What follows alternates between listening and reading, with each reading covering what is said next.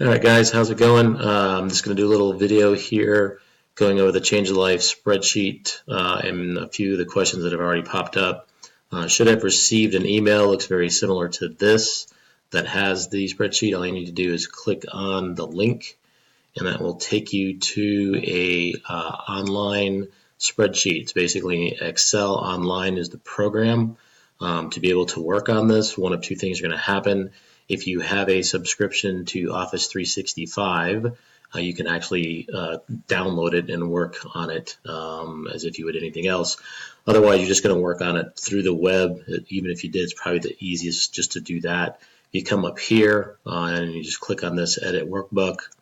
Again, I have the actual subscription to 365, so I have the option to edit in Excel, but I'm going to go ahead and just edit in the browser, and if I didn't, that's the only option I would have.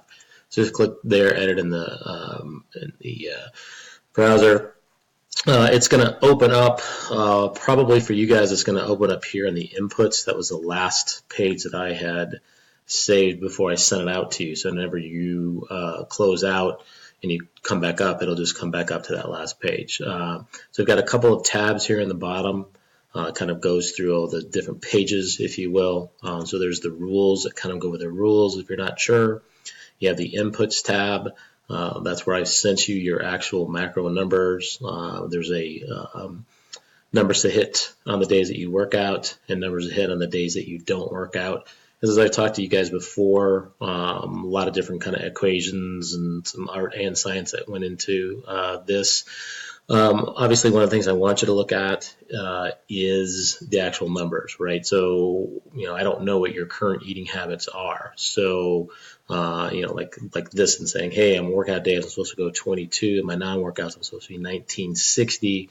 I've kind of looked at the MyFitnessPal and kind of looked at what I've eaten in the past, and generally I've been eating like 38 to 42. This is like half as much as what I'm used to. That's a big problem, right? So you need to get in touch with me right away so we can figure out how to do that. All right, because we want to try to make this as successful as possible, and making that drastic of a change on the very beginning is not be a good way to go. The other thing we want to make sure you guys do is just kind of quickly review the numbers that I have for you. Going on 2 days without any sleep, so very possible to put nonsensical numbers in some of yours. So if that's the case, please let me know.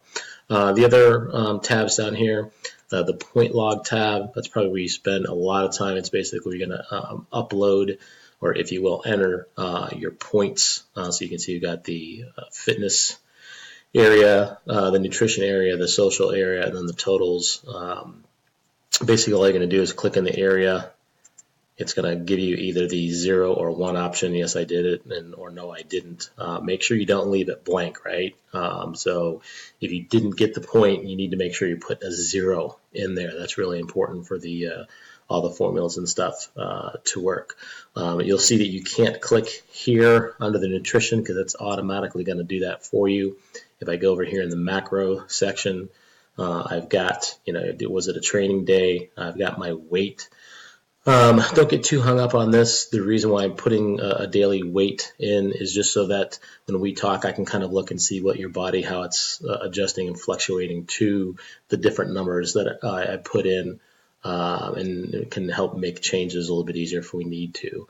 The goal will automatically filled in, right? So I go, hey, it's a training day, and you can see it already fills in the goal for the training day.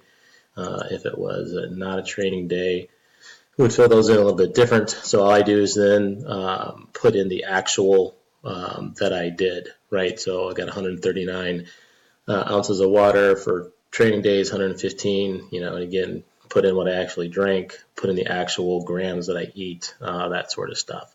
Has little graphs on the back. That'll kind of graph out on a line graph where I'm at in terms of hitting goals, water, some pie charts, things like that. So if you're into that kind of stuff, you can take a look at those. In terms of the measurements page, most of this is all locked, just so we didn't have any potential screw-ups and formulas busted out. I'll go ahead and enter the information that needs to be done. If you want to send me your pictures, I'll pop those in there for you. They're not going to go anywhere. Again, no one can see this spreadsheet but you, and me. So you don't have to worry about that getting out anywhere. In terms of the macros, again, we talked about on the MyFitnessPal. Here's the web view of this, very similar to what you'd see on your phone or iPad or whatever. You just kind of scroll down to the bottom and it'll give you your totals. If you've never used it before, it asks you a lot of goals and stuff. We're not really using it for tracking goals, so that's not as big of a deal.